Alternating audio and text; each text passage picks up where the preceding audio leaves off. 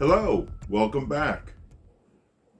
Today's episode will be focused on the current game I am designing, and that is Dragonlords of Aurith. It is a 1 to 5 person cooperative board game where the objective is to both protect the capital and to build it up, depending on the number of players, is how big you have to build it. Build a couple of other improvements attached to the capital, all while you are protecting and fending it off from the attack of the evil dragons that spawn throughout the gameplay. Players have 19 turns to win the game.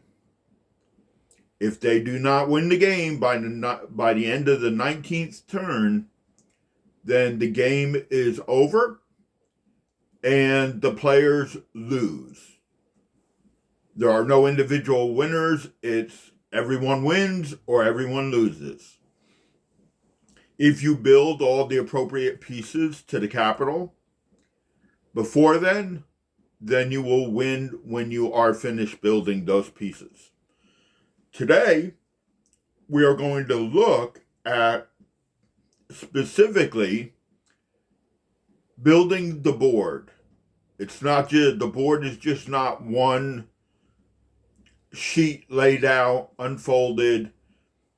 It is built using tiles made up of hexes.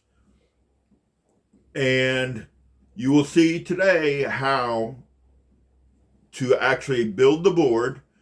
I'll be using a game of a 2-player example, and the same rules apply no matter how many players there are.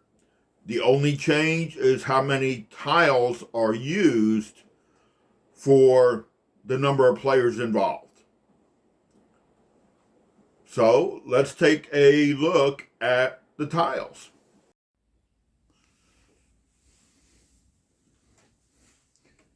Okay, so what we have in front of us are what you need to set up a 2-person game. And this is just for the board setup.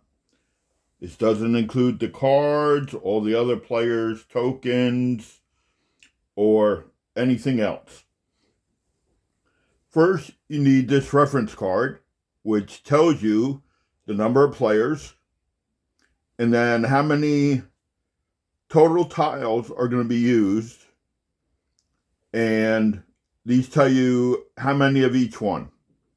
So the one that you need for every single game you play is the capital hex tile. The center hex here, that's your capital. That's what you are protecting. These hexes here are basically just grasslands. These here are mountains. And then you have forest. And then you have swamps.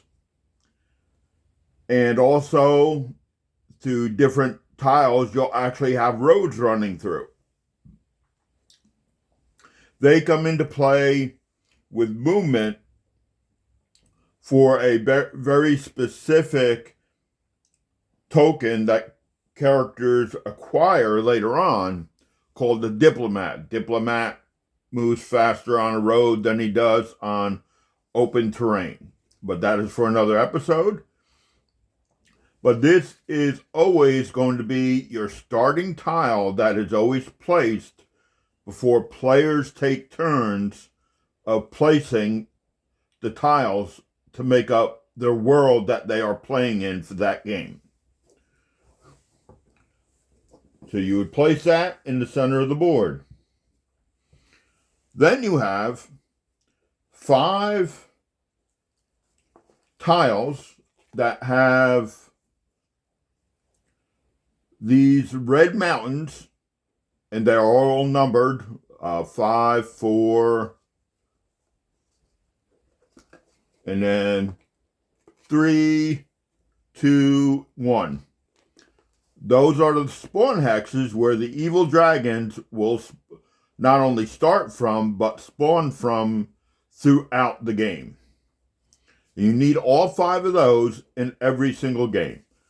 So all these tiles stay the same. And then, if you look at the reference card, this number here will tell you how many random tiles from the stack remaining you will use for that game. So for a 2-player game, you will use 3 random tiles. So these are all the random tiles. No 2 are the same. They are all slightly different. Right now, there is only enough to have a full 5-player game, which means you would then be using all the tiles. Shuffle them around, and then just draw 3 tiles, and you would put the rest away for this game. Then you will take the 3 that you drew and the 5 spawn hexes and just mix them up however way you want to do it. Everybody has their own way.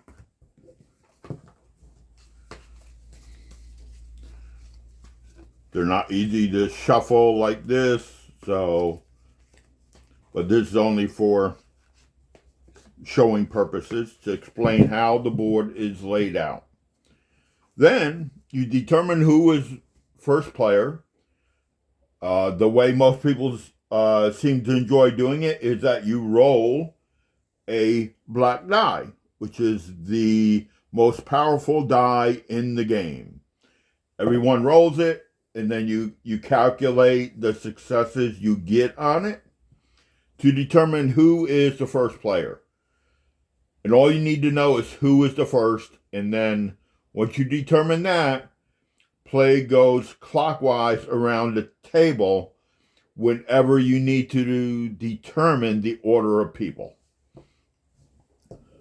So let's just say the first player goes.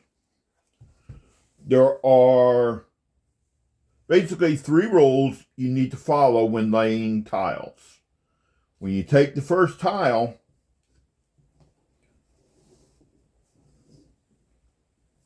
you will, of course, connect it to the 1 capital tile, but you must have at least 2 hexes from each tile adjoining each other. You can have 3, like that, but you cannot have 1 tile adjoining like that. At least 2 tiles must be adjoining on every tile that fits together. So if you had 3 tiles together, then this tile has to have at least 2 hexes adjacent to 2 hexes on this tile and also on this tile.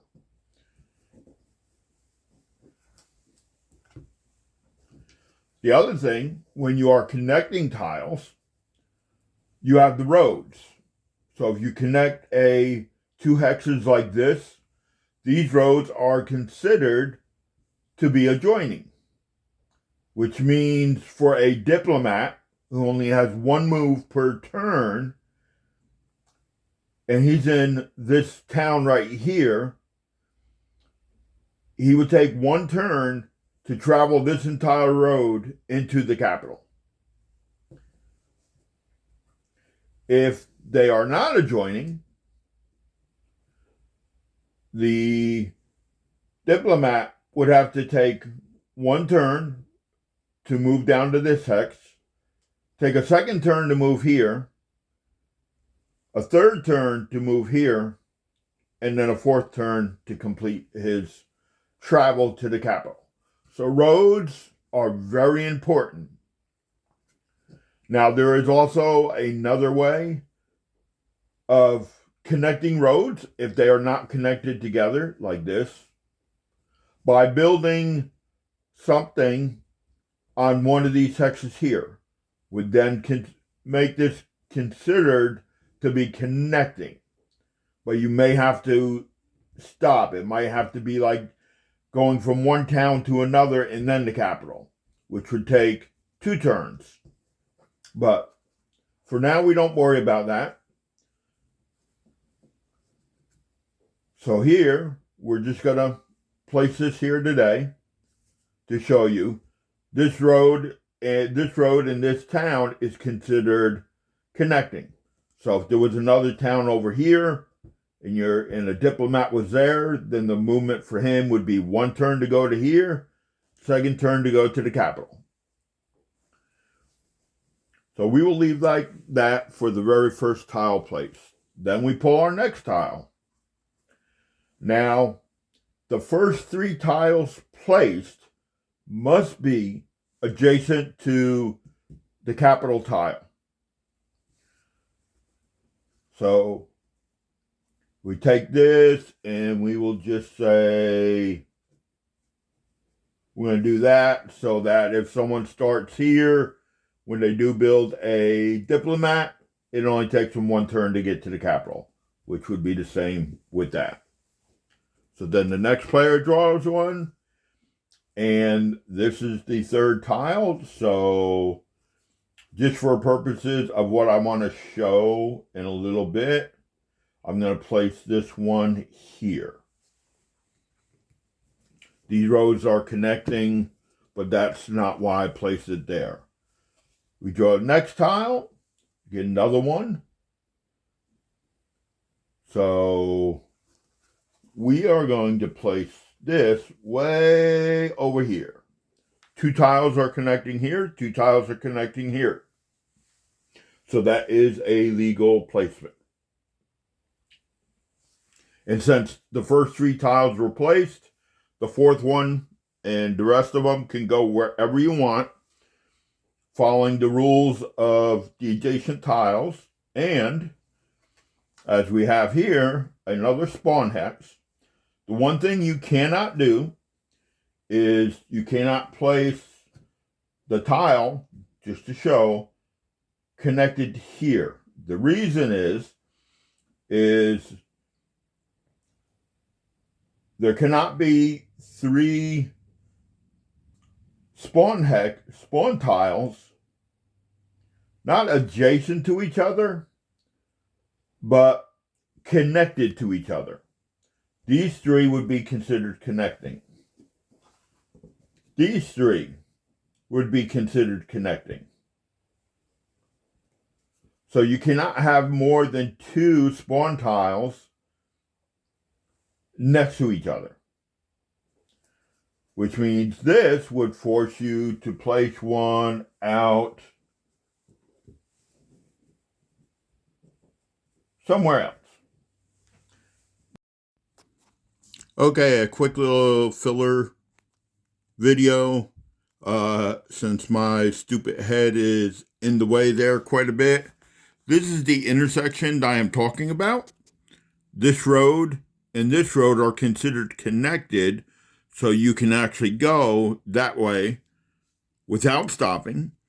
But this road is also connected to this town, and this road is connected to this town. It's basically like a 3-way intersection of 2 roads and a town hex.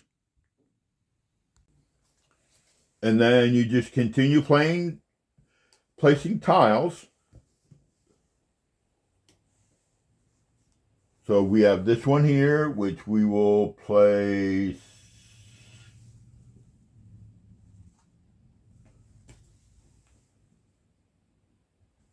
just for laughs. We will place it over here.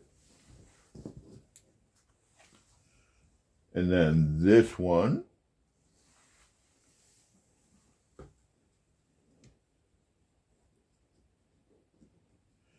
Okay, since 3 and 3 are touching here on these 2 tiles, and two hexes are touching here on these two tiles, this is a legal placement. Anywhere that is left over, that is empty like this, is considered to be water. And then we have the last tile, which we will place here.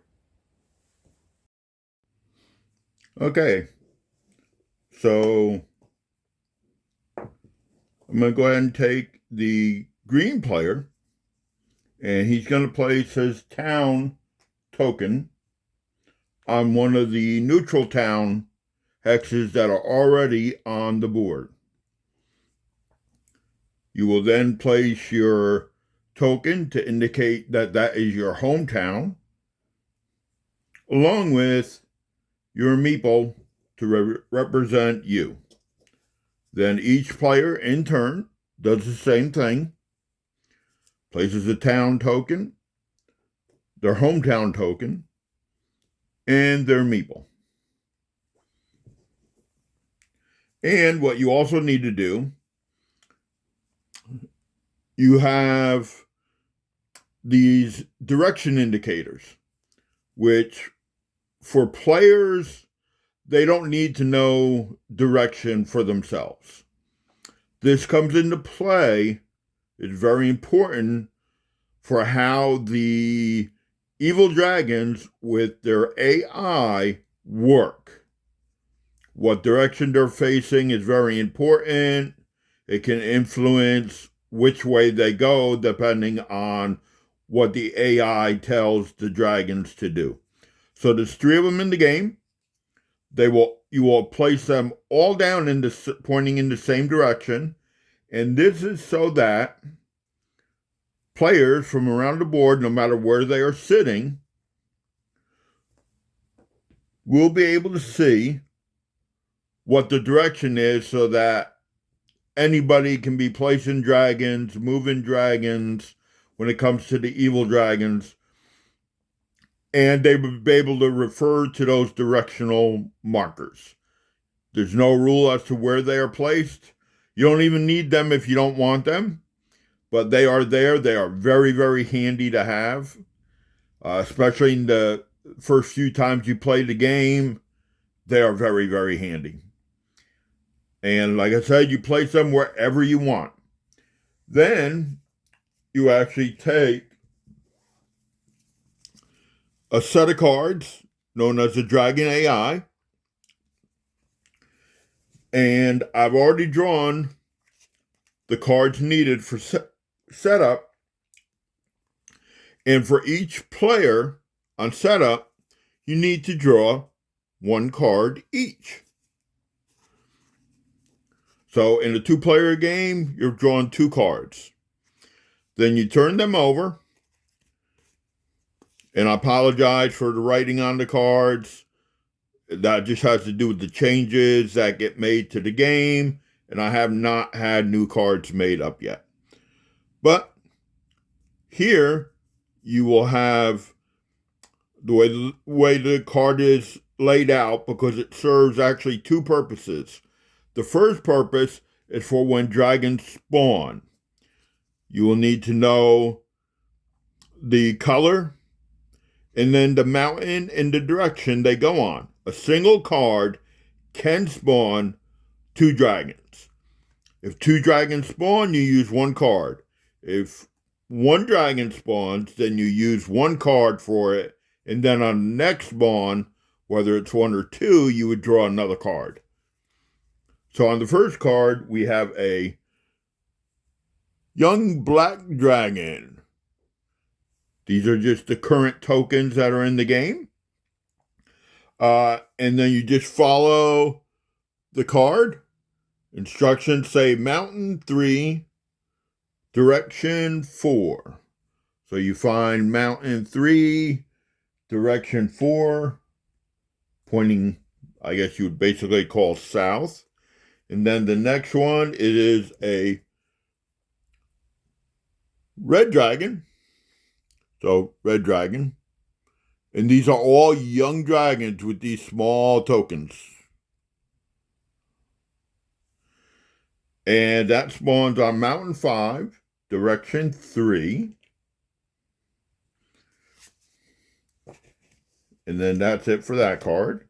And then the next one is a blue dragon, spawning on Mountain 2, Direction 5. Just down there. And then the last dragon for this game starts on Mountain 4, Direction 2. And then after they are spawned, the evil dragons get one free move forward. This way they do not start on a spawn hex, because during the game, players and the dragons that players tame cannot end their turn on a spawn hex. So this way, found out early in the playtest that if you don't have this free move for them, then the first turn, players have no chance whatsoever of fighting or taming a dragon, because all the dragons are on spawn hexes. So giving the dragons on setup only a free one move forward. So that one moves forward, this one moves forward.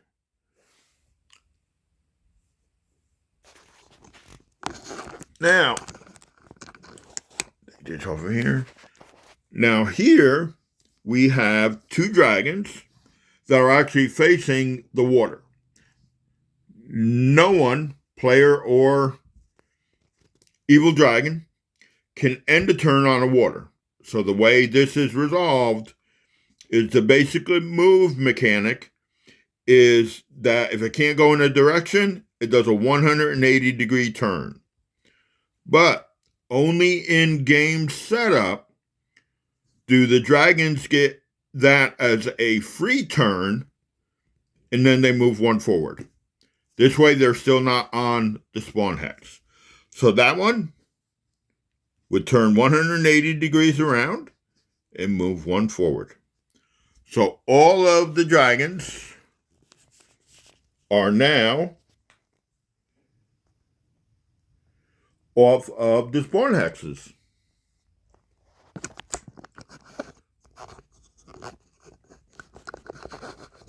So that is the board setup for the game.